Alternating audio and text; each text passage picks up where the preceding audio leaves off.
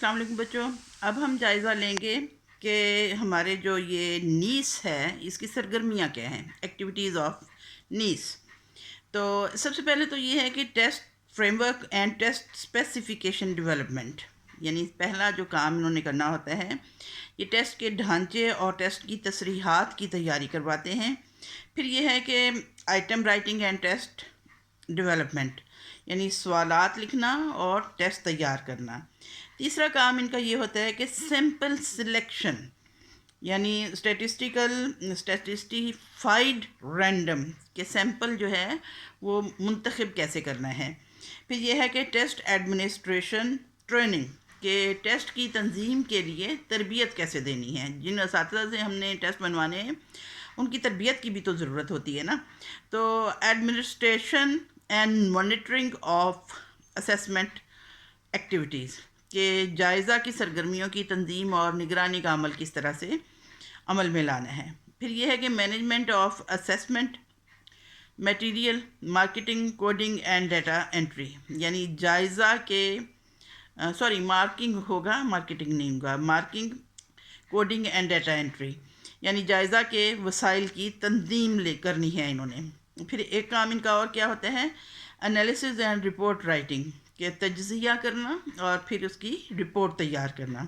اور انفارمیشن ڈسیمیشن، یعنی معلومات کی نشر و اشاعت کیسے کرنی ہے. پھر یہ ہے کہ کانٹیکٹس، رابطے کیسے قائم کرنے ہیں. یعنی یہ نیس کے کام ہیں. اس کے بعد ہم بات کرتے ہیں کہ صوبائی مراکز جائزہ تعلیم جو ہیں، یعنی پیس جو ہمارے ہیں، یہ کہاں کہاں ہیں اور ان کی ایکٹیویٹیز کیا ہیں. یہ بلوچستان، پنجاب، سندھ سرحد میں قائم ہیں. اور علاقائی مراکز تعلیم جو ہیں، ایریا ایجوکیشن اسیسمنٹ سینٹر جو ہیں، AEACs، تو یہ آزاد کشمیر میں، شمالی علاقہ جات میں اور قبائلی علاقہ جات یعنی فاٹا میں ہیں. اب تربیتی ادارے جو بنائے گئے ہیں جائزہ تعلیم کے لیے وہ کون کون سے ہیں. اس میں یہ ہے کہ سب سے پہلے ڈائریکٹر IER، قومی ادارہ تعلیم و تحقیق، اور university of Punjab Quaid Azam campus Lahore میں قائم کیا گیا ہے. پھر ایک ہے director federal college of education H9 اسلام آباد، یعنی یہ دو ادارے قائم کیے گئے ہیں جس کے ذریعے سے ٹریننگ عمل میں لائی جاتی ہے. اور پھر جو ہم پنجاب کے ایجوکیشن ایگزامینیشن کمیشن کے حوالے سے اگر بات کرتے ہیں تو اس کا نام ہے پیک، پنجاب ایگزامینیشن کمیشن. تو پنجاب میں نظام تعلیم اور خاص کر نظام امتحان میں بنیادی تبدیلی کے لیے پیک کا ادارہ جو ہے اس کا قیام 2006 میں عمل میں لایا گیا. یہ ادارہ پاکستان کے نظام تعلیم میں بنیادی تبدیلی کے لیے بہت اہم کردار ادا کر رہا ہے. اور اس کا اہم مقصد کیا ہے، تعلیمی اصلاحات، اور تاکہ پاکستان میں اور خاص طور پر صوبہ پنجاب میں تعلیمی پروگرام کو مؤثر بنایا جا سکے. اور پیک جو ہے یہ تعلیمی نظام کا ایک ایسا نظام فراہم کرتا ہے جس کے ذریعے سے صوبہ پنجاب کے مختلف سکولوں کی کارکردگی کا آپس میں باہم موازنہ کیا جا سکتا ہے. اس ادارے کا مقصد تعلیمی جائزے میں ایسی تبدیلیاں لانا ہے جس سے طلباء کی تعلیمی تحصیل میں بہتر سے بہتر اضافہ کیا جا سکے. اور بہتر امتحانی طریقوں کے علم کی اشاعت بھی اس ادارے کا ذمہ داری ہے. اور پیک کے زیر انتظام ہونے والے امتحانات کے نتائج عام طور پر درست مانے جاتے ہیں جن کو ان کاموں کے لیے استعمال کیا جاتا ہے. سب سے پہلے طلباء کی حاصل کیے گئے علم اور مہارتوں کی تشخیص کی جاتی ہے، اور پھر تدریسی ضروریات کی تشخیص کی جاتی ہے، اور تعلیمی ترقی کی نگرانی بھی کی جا سکتی ہے. اور اسکول، تحصیل اور ضلع کی سطح پر امتحانی ڈیٹا سے نتائج بھی اخذ کیے جاتے ہیں، پوزیشنز بھی دی جاتی ہیں. اور پھر یہ ہے کہ تعلیم کے مستقبل کا بھی جائزہ لیا جاتا ہے اور اس کا تعین کیا جاتا ہے.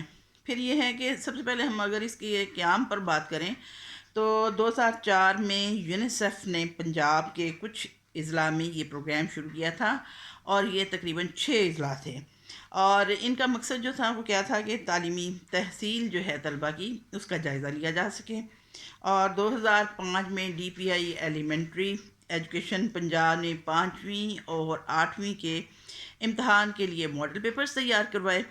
اور پنجاب کے تمام اضلاع کے ایڈیو ایجوکیشن کو ماڈل پیپرز کی طرز پر امتحانی پرچہ جات مرتب کرنے کو کہا، اور 5ویں اور 8ویں کے امتحانات دی گئی ہدایات کے مطابق لینے کے لیے کہا گیا کہ جو ہدایات دی گئی ہیں اس کی روشنی میں ان امتحانات کا انعقاد کیا جائے۔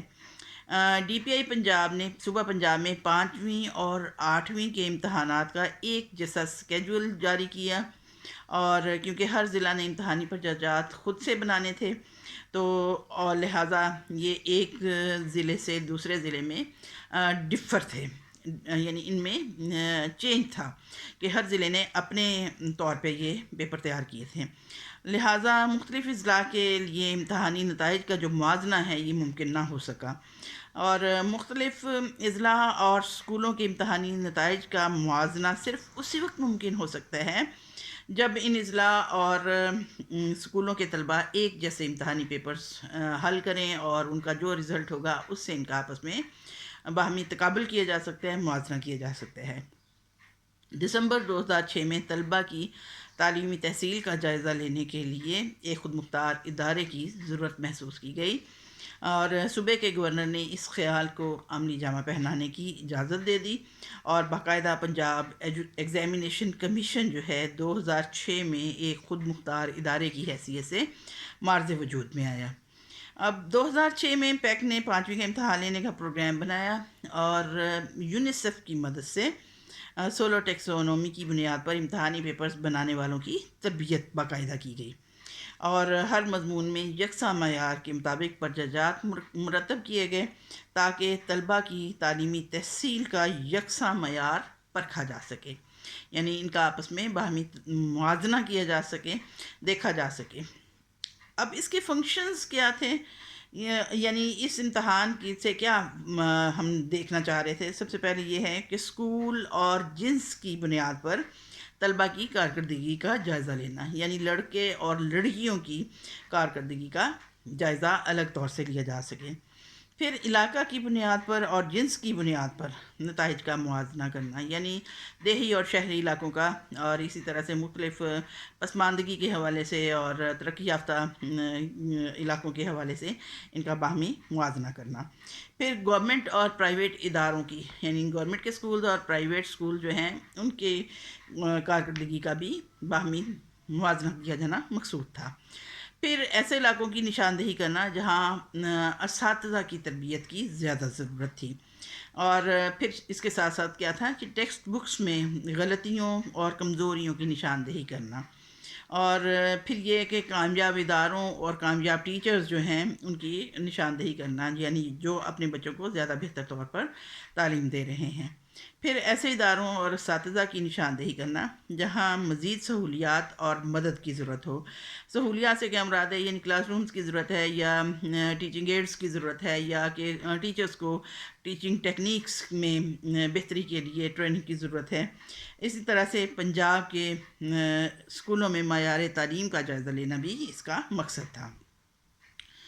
اس حوالے سے جو فرائض کا تعین کیا گیا وہ یہ تھا کہ 5ویں اور 8ویں کی کلاسز کے امتحانات کا انعقاد کرنا، اور جائزہ اور امتحان کے نئے طریقوں کو سمجھانے کے لیے اساتذہ کی تربیت کرنا، اور ٹیچرز کی استعداد کار میں اضافہ کرنا۔